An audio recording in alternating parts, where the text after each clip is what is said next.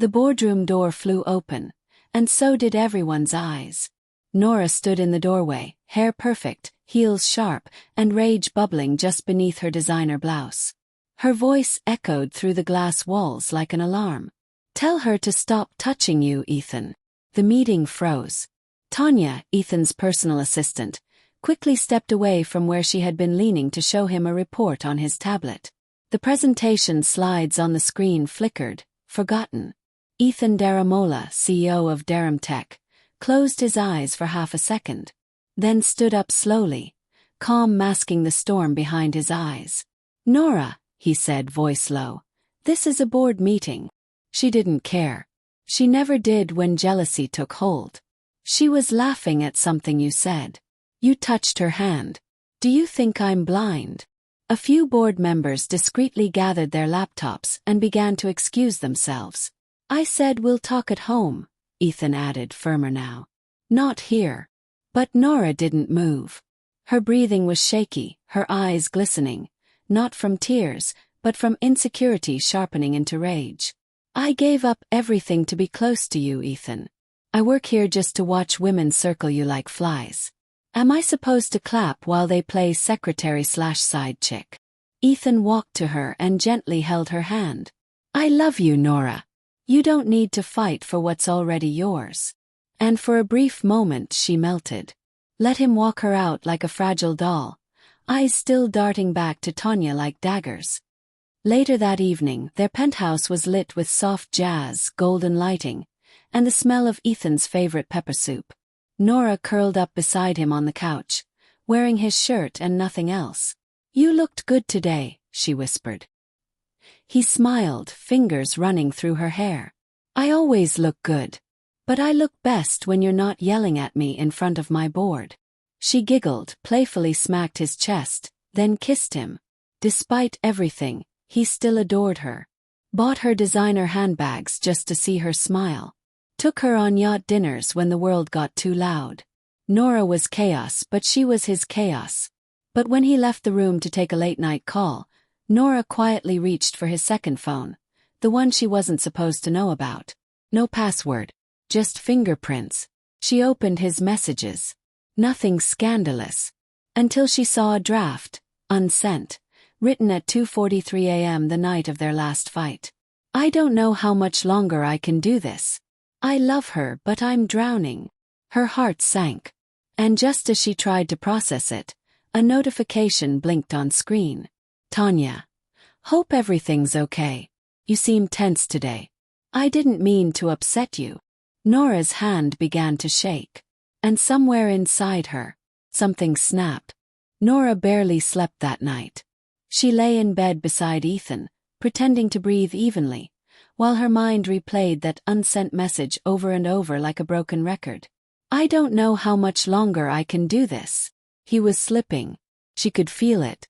The next morning, before he even finished brushing his teeth, she was already dressed and waiting by the front door, in a tight navy dress, full makeup, and heels that clicked like accusations. "You didn't tell me you had a press conference today," she said coldly. Ethan paused, toothbrush still in hand. "I didn't think it was a big deal. With Tanya there." He sighed. "Nora, I'm coming with you." At the event, cameras flashed, reporters shouted questions, and Ethan put on his polished smile. Nora stood right beside him, smiling too, but her grip on his arm was stiff, territorial. Tanya approached with a tablet. "The governor's rep just arrived. Want me to walk you?" "I'll walk him," Nora cut in, stepping between them. "You can stay here." Tanya blinked, startled. Ethan said nothing, but his jaw tightened. After the conference, Nora leaned into Ethan's car window before he could drive off. "You still didn't delete her number, did you?" His fingers clenched around the steering wheel. "Nora, I've told you before. If you can't trust me, we're not going to make it." He scoffed. "You say that like you haven't already made up your mind." He didn't respond. He couldn't. Because deep inside something had shifted. Not love, but weariness. Back at the office, Tanya placed a resignation letter on her desk drawer, sealed in an envelope. She hadn't given it to him yet, but she would. She was tired of the glares, the silent treatments, the way her work was always questioned. Not by her boss but by his girlfriend. That evening, Ethan returned home late again. Nora was curled up in his hoodie, eyes swollen. She didn't speak.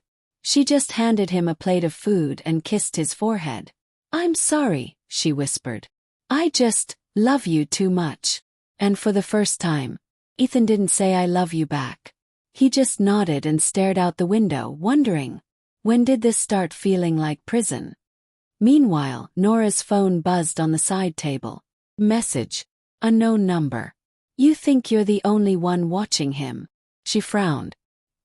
"He's not who you think he is." Attached. A blurry photo. It was Ethan, outside a hotel lobby. With another woman. Nora zoomed in on the photo 100 times. The woman's face wasn't clear. Just a silhouette beside Ethan. But that didn't matter. Her mind filled in the blanks.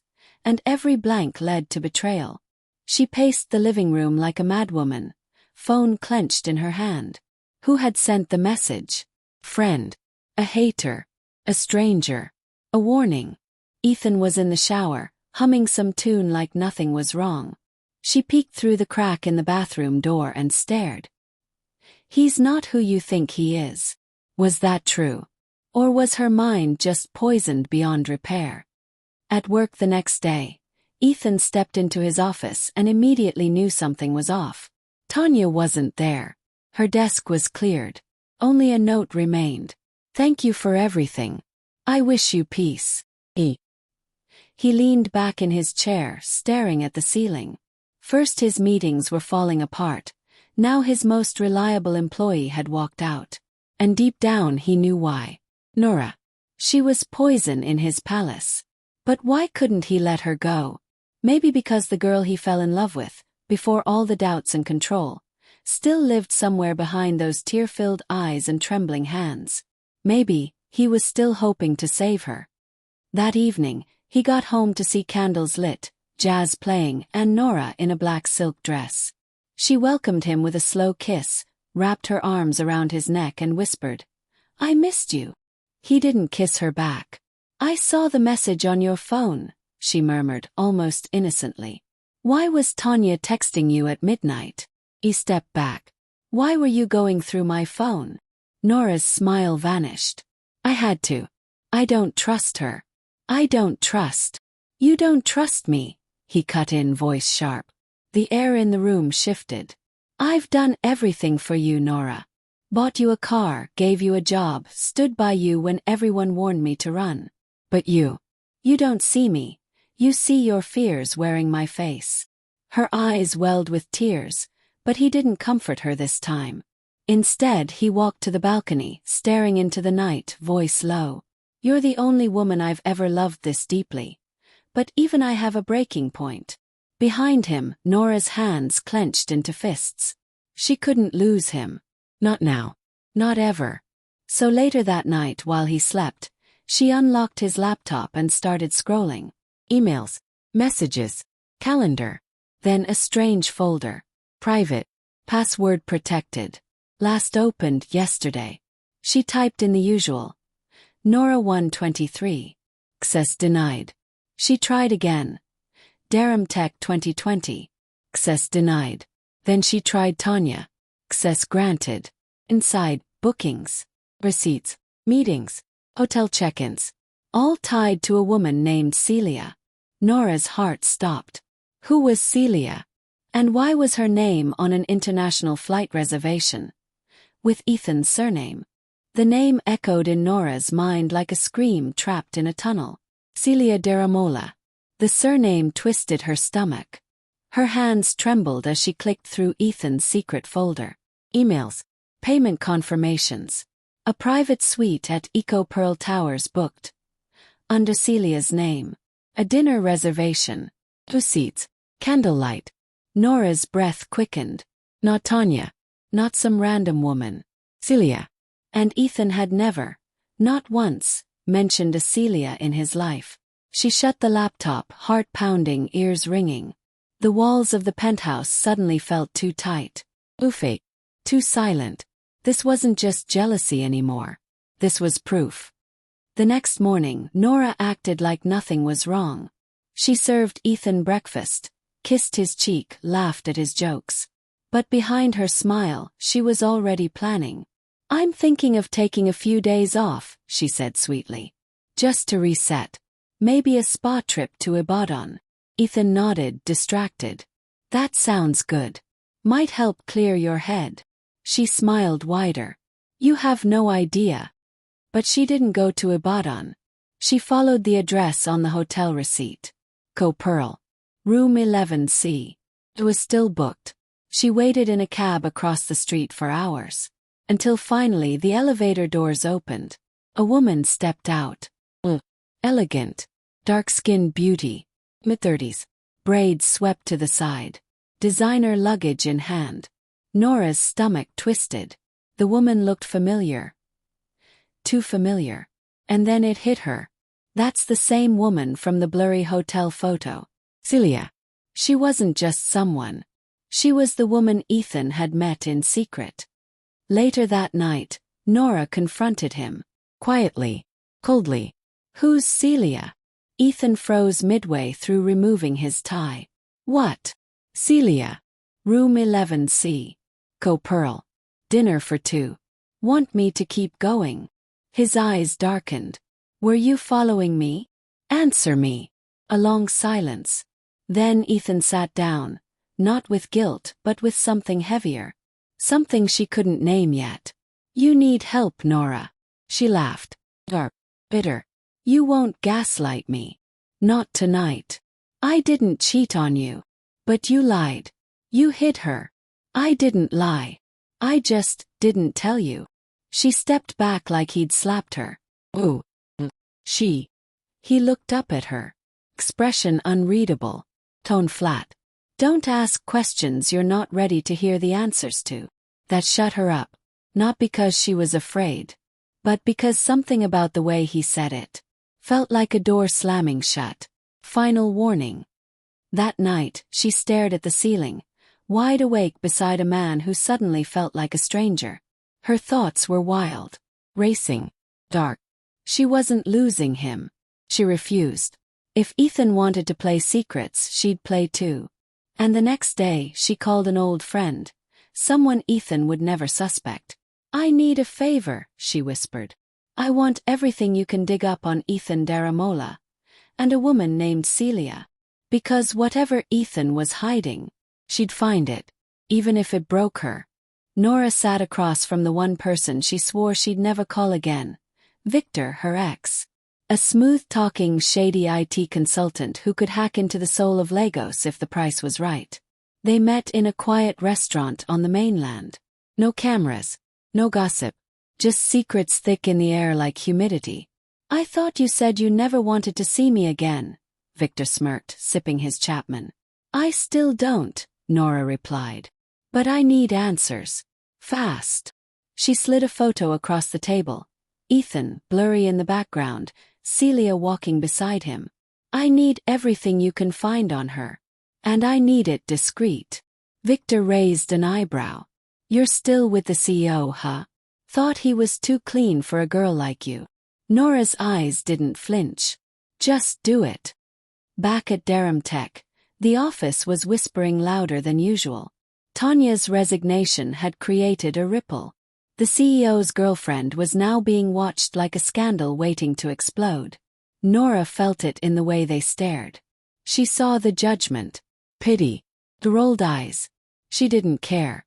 Let them whisper. As long as Ethan was still hers, they could all choke on their opinions. But when she walked past Ethan's office and saw him laughing, genuinely, with his HR director, a tall widowed woman named Mrs. Anika, she snapped again. She barged in mid-laughter. "Am I interrupting?" Ethan's face dropped. "Nora. Just checking if you need anything. Or anyone." Mrs. Anika cleared her throat and stood. "I'll come back later." Nora turned to Ethan after the door closed. "You think I'm a fool. I think you're exhausting." That hit harder than it should have. "I'm trying to protect us," she said softer now. "All these women hovering. I'm not the one they're watching, he cut in. You are. And you're turning us into a circus. That night Victor sent her a file. Encrypted. She opened it slowly, heart in her throat. Celia Daramola. Not just a random woman. She was a lawyer. Worked mostly outside Nigeria. Owned property in both Canada and Abuja. No social media. No children. Married. Nora's eyes widened. But the twist wasn't just the marital status. It was the husband's name. Ethan Obinna Daramola. She read it again. And again. No. No. Her fingers began to shake violently. Her breathing went shallow. She wasn't the jealous girlfriend anymore. She was the side chick. She'd been the side chick all along. But before she could process her rage, her phone rang. It was Ethan. Nora, he said, voice heavy. We need to talk. She stayed silent. I think we should take a break. Her lips parted, but no words came out. He continued. You need time to figure out who you are. When you're not watching me. Then he hung up. Just like that. Nora stared at the screen, pulse roaring in her ears. She wasn't crying. She was boiling. And boiling things eventually overflow. He thought he could leave her. He thought he could discard her like an old scandal. He thought she didn't know about Celia. But he was wrong. 'Cause now she did. And if she couldn't have him, no one would. Nora didn't eat. She didn't sleep. She sat in silence for hours, staring at her reflection, a woman she barely recognized anymore. The confident, seductive girlfriend. What remained was something sharper. Something dangerous. Ethan hadn't called since the breakup. Not a text. Not even a take care. She checked his location again. He'd turned off tracking. She called his driver. Voicemail. She called his office.